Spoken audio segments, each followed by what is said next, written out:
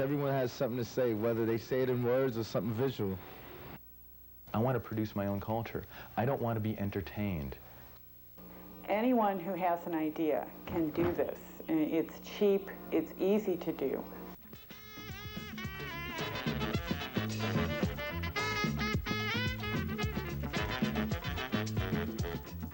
It's non-commercial in a world where most media is commercial. It's non-professional, it's amateur in a world where most people are professional creators. The primary ethic of zenedom is do it yourself. Quite literally what it is it's a pamphlet. It's usually made out of 8.5 by 11 paper, something like this, you know, folded over twice, and, you know, handwritten, sometimes just typed out, cut and paste.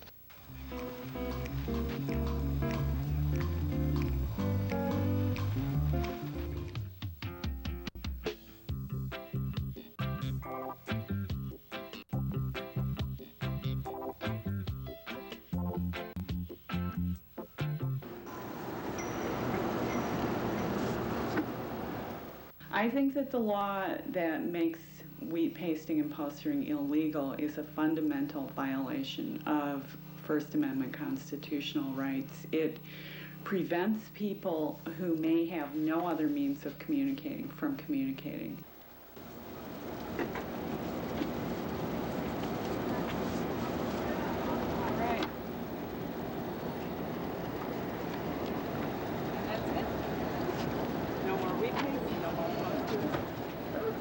Just get the back of the chair. No police, no arrest.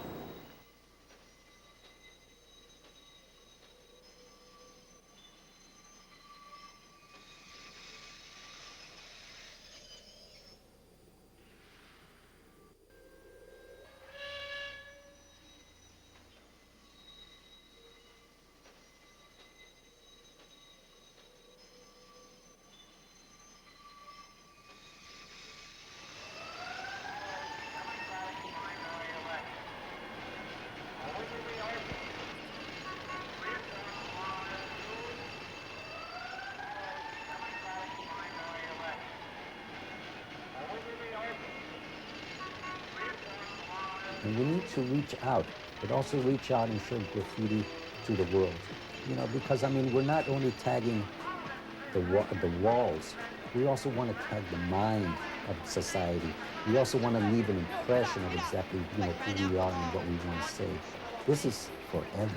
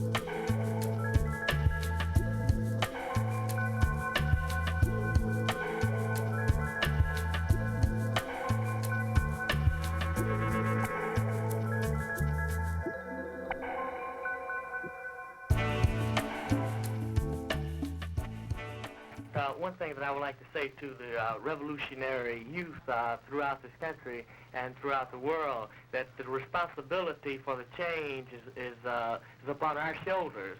I think that change will only come through struggle. And of course, as I pointed out, and I recapitulate, that we don't want war, but if it's necessary for us to wipe war out with some strong tactics, we're prepared to do this.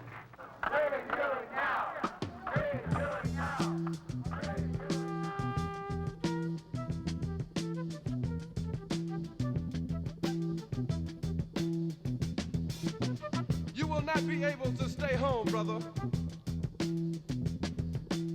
You will not not be able to plug in, turn on, and cop out. You will not be able to lose yourself on Skag and skip out for beer during commercials because the revolution will not be televised. The revolution will not be televised. The revolution will not be brought to you by Xerox in 4 parts without commercial interruptions. The revolution will not show you pictures of Nixon blowing a bugle and leading a charge by John Mitchell, General Abrams, and Spyro Agnew to eat hog maws confiscated from a Harlem sanctuary. The revolution will not be televised. The revolution will not be brought to you by the Schaefer Award Theater and will not star Natalie Woods and Steve McQueen or Bullwinkle and Julia. The revolution will not give your mouth sex appeal. The revolution will not get rid of the nubs. The revolution will not make you look 5 pounds thinner because the revolution will not be televised, brother. There will be no pictures of you and Willie Mae pushing that shopping cart down the block on the dead run or trying to slide that color TV into a stolen ambulance. NBC will not be able to predict the winner at 8:32 on report from 29 districts. The revolution will not be televised. There will be no pictures of pigs shooting down brothers on the instant replay. There will be no pictures of pigs shooting down brothers on the instant replay. There will be no pictures of Whitney Young being run out of Harlem on a rail with a brand new process. There will be no slow motion or still life of Roy Wilkins strolling through Watts in a red, black, and green liberation jumpsuit that he has been saving for just the proper occasion. Green Acres, Beverly Hillbillies, and Hooterville Junction will no longer be so damn relevant, and women will not care if Dick finally got down with Jane on Search for Tomorrow, because black people will be in the street looking for a brighter day. The revolution will not be televised. There will be no highlights on the 11 o'clock news and no pictures of Harry armed women liberationists and Jackie Onassis blowing her nose. The theme song will not be written by Jim Webb or Francis Scott Keys, nor sung by Glenn Campbell, Tom Jones, Johnny Cash, Engelbert Humperdinck, or The Rare Earth. The revolution will not be televised. The revolution will not be right back after a message about a white tornado, white lightning, or white people. You will not have to worry about a dove in your bedroom, the tiger in your tank, or the giant in your toilet bowl. The revolution will not go better with Coke. The revolution will not fight germs that may cause bad breath. The revolution will put you in the driver's seat. The revolution will not be televised, will not be televised, will not be televised, will not be televised. The revolution will be no rerun, brothers. The revolution will be live.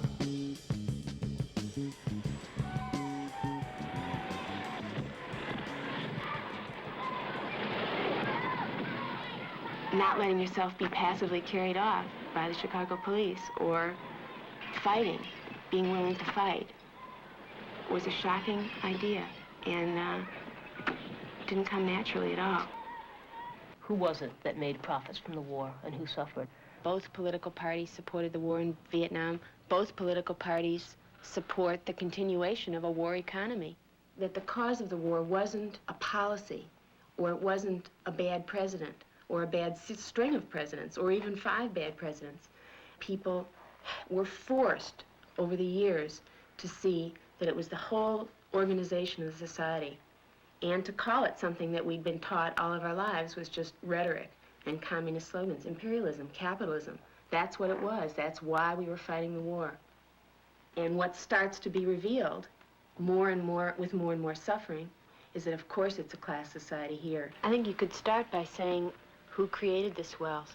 You know, where did this incredible technological and industrial power and potential come from? Because that's one of the best kept secrets. You know, Rockefeller acts as if his family made this wealth. Of course, it's the people that made the wealth.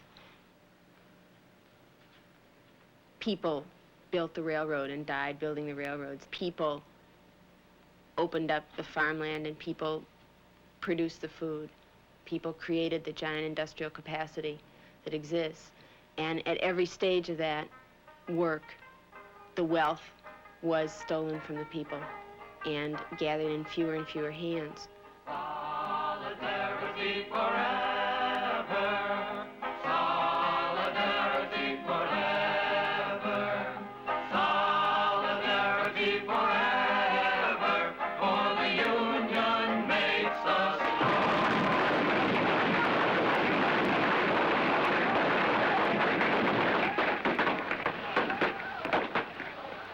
this society is organized on profit. That's the assumption. And that profit doesn't just come because some people are smarter than others. That's a theft.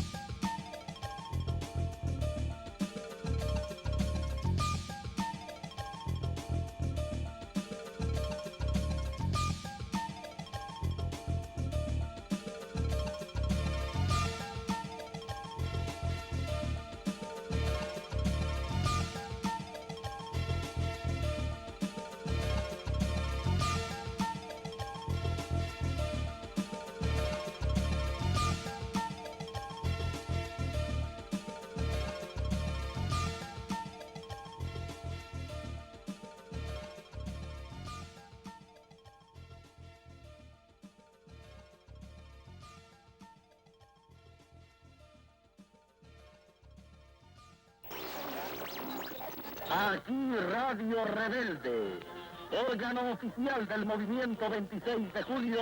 Aquí Radio Rebelde, transmitiendo desde un punto de la Sierra Maestra en el territorio libre de Cuba.